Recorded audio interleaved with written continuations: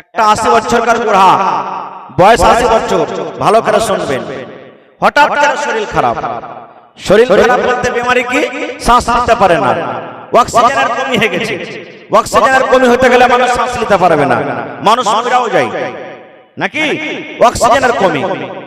ওকে তাড়াহুড়া করে হসপিটালে নিয়ে যাওয়া হলো। চলো হসপিটালে চলো। হসপিটালে তাকে ভর্তি করা হলো। ডাক্তার বলছেন তোমাকে আইসিইউতে ভর্তি হবে, আইসিইউতে তোমাকে অ্যাডমিশন করতে হবে। আইসিইউতে ভর্তি করা দেওয়া হলো। ঠিক মোটামুটি 15 ঘন্টা থাকা পর লোকটা ভালো হয়ে গেল। 12 ঘন্টা থাকা পর লোকটা ভালো হয়ে গেল। ভালো হওয়ার পর ডাক্তার সাহেব তখন আর বিল করছেন কত? ভাই তুমি 12 ঘন্টা থাকলে শ্বাস নেওয়ার তোমার অসুবিধা হয়েছিল, এখন তুমি বাড়ি যেতে পারো, ভালো হয়ে গেছো, তোমাকে 15,000 টাকা লাগবে। এই মুসলমান, লোকটা 15,000 টাকার কথা শুনে চোখ দিয়ে তার ঝরঝর ঝরঝর করে পানি ঝরতে শুরু হয়ে গেছে। লোকটা, বুড়া মানুষটা কাঁদতে শুরু করে দিয়েছেন। এবার ডাক্তার মনে মনে ভাবার চিন্তা করলেন, এই লোকটা মনে হয় গরিব, লোকটা মনে হয় টাকা পয়সা দিতে পারবে না বলে কাঁদছে। এবার ডাক্তার বলছেন, বাপজি 15,000 টাকার ভিতরে 5,000 টাকা মাফ করে দিলাম, দয়া করে 10,000 টাকা আপনি আমাকে দিয়ে দেন। বলছেন আল্লাহর বান্দা, আপনি গরিব মানুষ, আমি হয়তো হতে পারলাম, 15,000 টাকা ভাউচার হয়েছিল, 5,000 মাফ করে দিলাম, 10,000 টাকা আপনি আমাকে দিয়ে দিন। 5,000 টাকা মাফ করার পরও দেখছে বুড়ার চোখে পানি, কাঁদতে আছে। ডাক্তার মনে মনে বলছেন যে ব্যাপার কি? আরে 10,000 টাকা মনে হয় দিতে পারবে না বলে ডাক্তার বলছেন এক কাজ করেন, 10,000 টাকার মধ্যে থেকে আরো 5,000 টাকা আপনাকে মাফ করে দিলাম, 5,000 টাকা আপনি আমাকে দিয়ে দিন। 5,000 টাকা আরো মাফ করার পরও আবার তার চোখে পানি ঝরছে, বুড়া কাঁদছে। ডাক্তার মনে মনে ভাবছেন যে না, এই 5,000 টাকাও মনে হয় লোকটা দিতে পারবে না বলে কাঁদছে। বলছে আল্লাহর বান্দা, আপনি বাড়ি চলে যান, আমি 15,000 টাকা মাফ করে দিলাম, একটু আপনি আমার জন্য দোয়া করবেন, আল্লাহ আমাকে ভালো রাখে। টাকা মাফ করার পর এবার সেই বুড়ার চোখ থেকে কিন্তু পানি ঝরতে আছে, বুড়া কাঁদতে শুরু করেছেন, বুড়া কাঁদতে আছে। এবার ডাক্তার বলছেন আল্লাহর বান্দা, 15,000 টাকা আপনাকে আমি মাফ করে দিলাম, তারপরে আপনার চোখে পানি ঝরে কারণটা কি? আমি কিছু বুঝতে পারলাম না, দয়া করে একটু খুলে বলবেন।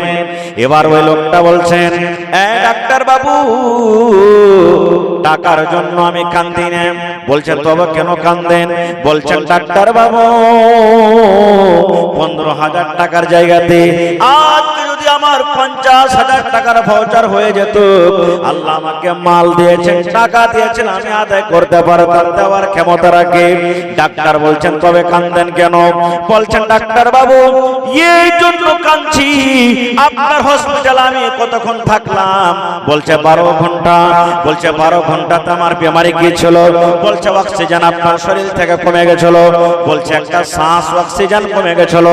12 ঘন্টাতে কত হাজার টাকা আমাকে লাগবে? বলছে 15,000। বলছেন ডাক্তার বাবু, আল্লাহ রাব্বুল আমিন যদি কিয়ামতের দিন আমাকে বলে বান্দা রে, তোমাকে আমি মাল দিয়েছিলাম, মালের হিসাবটা তুমি ছেড়ে দাও, তোমাকে আমি শরীর স্বাস্থ্য দিয়েছিলাম, নামাজের হিসাব তুমি ছেড়ে দাও, এই বান্দা তুমি পর্দার হিসাবটা তুমি পরে দিও, বান্দা যাকাতের হিসাব পরে দিও, রোজার হিসাব তুমি পরে দিও, জেনা ব্যভিচার হিসাব তুমি পরে দিও, হাতের হিসাব তুমি পরে দিও, চোখের হিসাব তুমি পরে দিও, পায়ের হিসাব তুমি পরে দিও। এবার 80 বছরকার বুড়া বলছেন ডাক্তার, যদি আল্লাহ রাব্বুল আমিন একটাই মাত্র আমাকে কিয়ামতের দিন প্রশ্ন করে দেন, বান্দারে যেদিন থেকে তুই মায়ের পেট থেকে জন্ম নিয়ে দুনিয়াতে এসেছিলি, সেদিন থেকে নিয়ে 80 বছর তোমাকে আমি জীবন দিয়েছিলাম, 80 বছর জীবনে তুমি আমার দেওয়া অক্সিজেন কত নিয়েছো? এই শুধু তুমি আমার অক্সিজেনের হিসাবটা তুমি দিয়ে দাও। 80 বছর তোমাকে জীবন দিয়েছিলাম, 80 বছরে তুমি কত শ্বাস নিয়েছো? এই শ্বাসের হিসাবটা তুমি আমাকে দিয়ে দাও।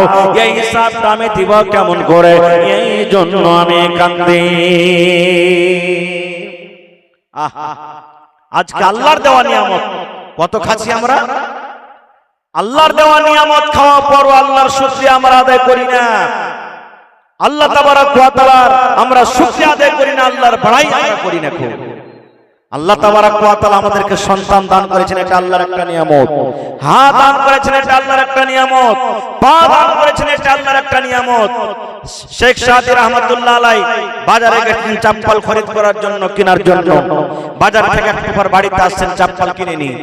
স্ত্রী বলছেন, স্বামী জান কি ব্যাপার, আপনি চপ্পল কেনার জন্য গেলেন বাজার, আর আপনি খালি পেয়ে চলে এলেন, চপ্পল কই আপনার? চপ্পল কেনা হয়নি, ব্যাপার কি?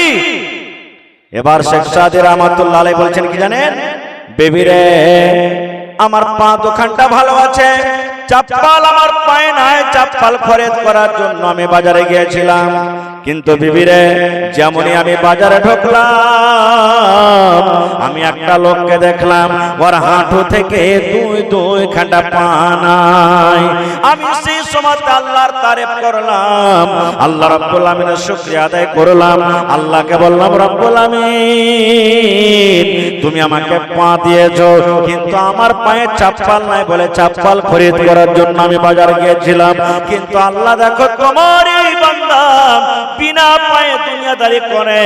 যদি লোকটা বিনা পায়ে দুনিয়াদারি করতে পারে, তবে আমি বিনা চপ্পলে কেন আমি দুনিয়াদারি করতে পারবো না? এটা হলো কি আল্লাহ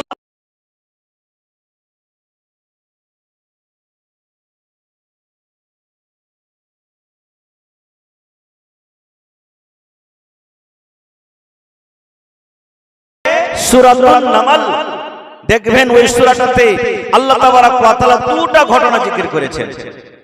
কি ঘটনা জানেন? হেরাত সুলাইমান আলাইহিস সালাম একজন নবী, আল্লাহ তাবারাক ওয়া তাআলা তাকে মুজিজা দান করেছিলেন। কি মুজিজা? সুলাইমান নবী মানুষের ভাষা তো জানতেন, বলতেন, জীব জন্তুর ভাষা পর্যন্ত জানতে পারতেন।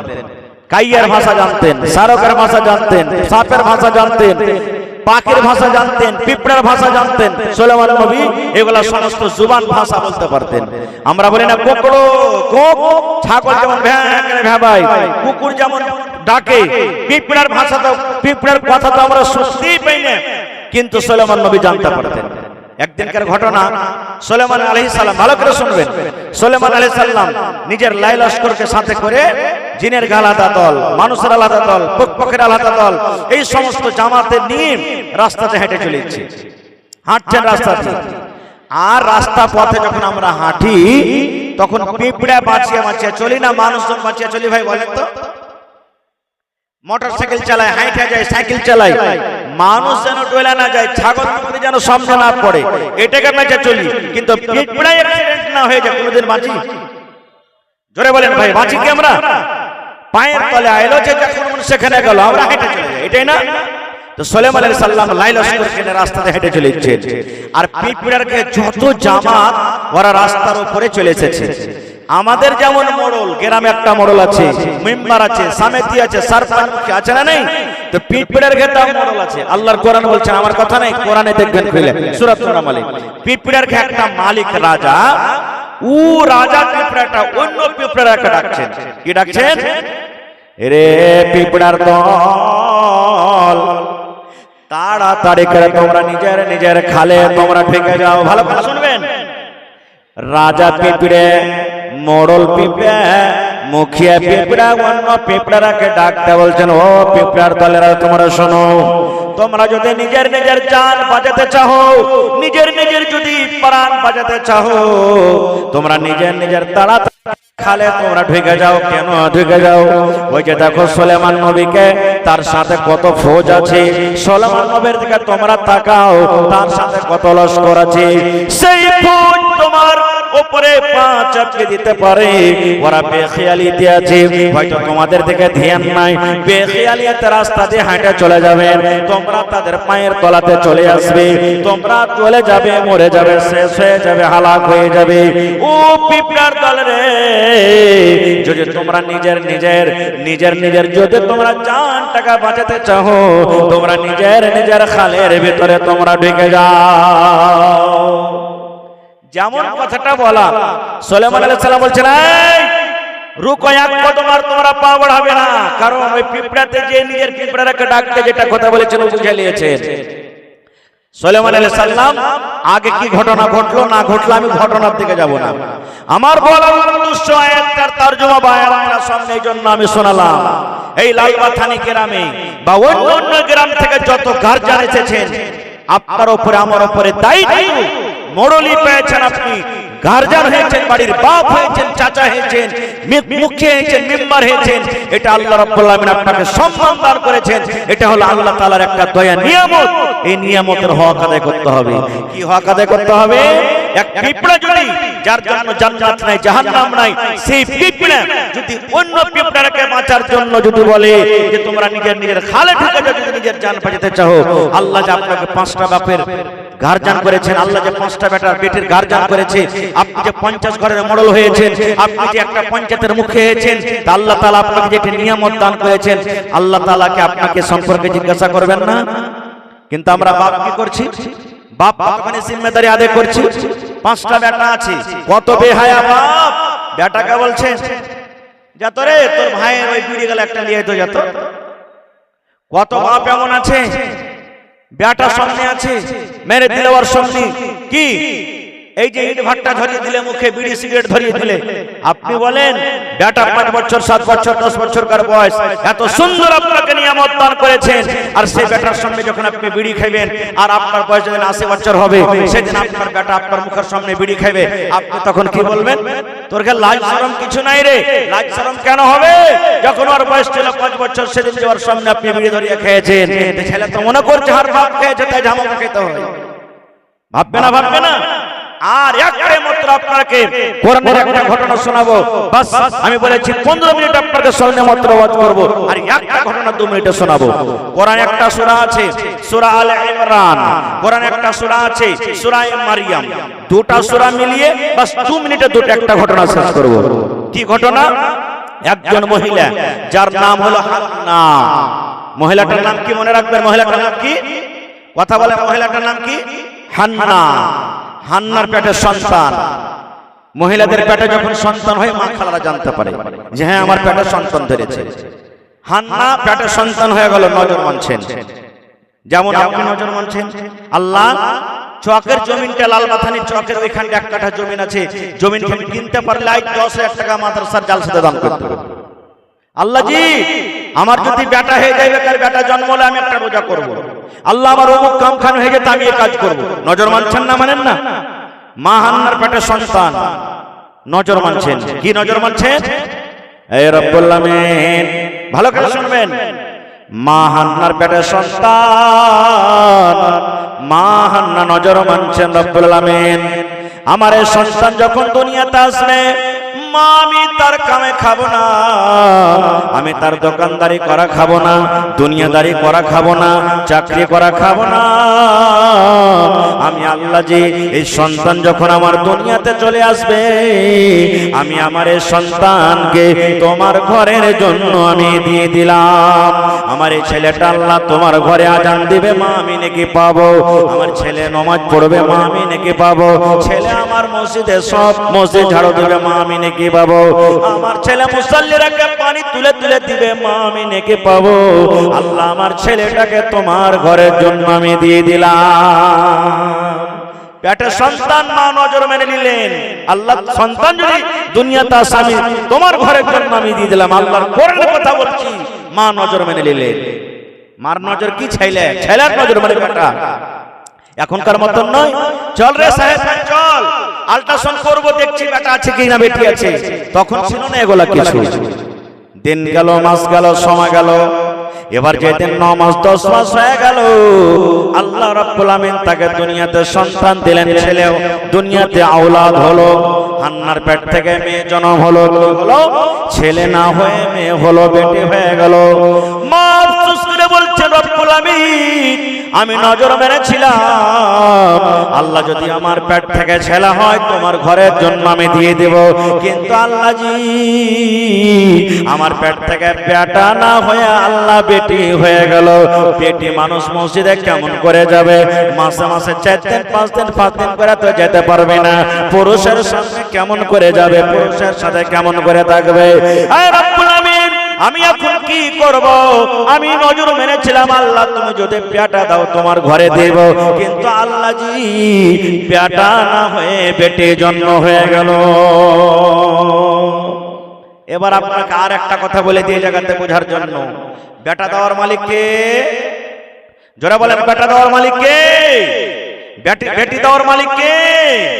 কিন্তু কত মানুষ এখানে আছেন বা গ্রামে আছেন, যদি স্ত্রী পেট থেকে দুটা তিনটে চারটে খালি বেটি হয়ে যায়, বেটা না হয়, বলবে তোকে রাখবো না বাড়িতে, তোকে তালাক দিয়ে দেবো, তোকে খাইতে দেবো না, তোকে এই করবো, তোকে ওই করবো। কত ভাই তো এমন আছেন যে বিবিটাকে সব সময় ঝাক ঝাক ঝাক ঝাক করবে। কত শাশুড়ি এমন আছে ওকে ঘোঁচা মেরে মেরে কথা বলবে। বাড়িতে বাড়িতে যদি যা যা ঠানিতে ঝগড়া হয়, তা মায়েরা খালারা কি বলবেন জানেন? এই লিস্সি লাগালে মাগে, আল্লাহ তোর নিয়ত দেখে তোকে বেটি দিয়েছে, তুই বেটার মুখ দেখতে পাবি জীবনে। আল্লাহ কোরআনে সূরাতুশ শূরাতে বলছেন, দুনিয়ার মানুষ, আমি আল্লাহ যাকে ইচ্ছা করি বেটা দিই, আমি আল্লাহ যাকে ইচ্ছা করি বেটি দিই, আমি আল্লাহ যাকে ইচ্ছা করি বেটা বেটি দুটোই দিই, আর আমি আল্লাহকে যাকে ইচ্ছা করি বাঁধ করে রাখি। তাই বেটা বেটি দেওয়ার ফয়সালা কার? আল্লাহর। আল্লাহর কাছে এটা ক্ষমতা আছে। যদি মানুষের কাছে থাকতো তা হান্না নজর মেরেছিল বেটার, কিন্তু মানুষের কাছে থাকলে বেটাই হতো, বেটি হতো না। এবার আফসোস করে বলছেন আল্লাহ এটা তো বেটি হয়ে গেল। আল্লাহ রাব্বুল আমিন এবার হান্নাকে ডাকতে বলছেন, হান্না রে, বেটি হয়েছে বলে তুমি মন খানা খারাপ করিও না। কে বলছেন? আল্লাহ বলছেন, হান্না বেটি হওয়ার কারণে তুমি মন খানাকে খারাপ করিও না। এই হান্না, আমি আল্লাহ যেটা তোমাকে বেটি দিয়েছে, এটা কোনো সাধারণ মেয়ে ছেলে নয়, এটা কোনো সাধারণ বেটি ছেলে নয়। লাল বাথানি গ্রামে যত বেটি ছেলে আছে রে, ওই বেটিদের মতো এটা বেটি নয়। দুনিয়াতে অন্য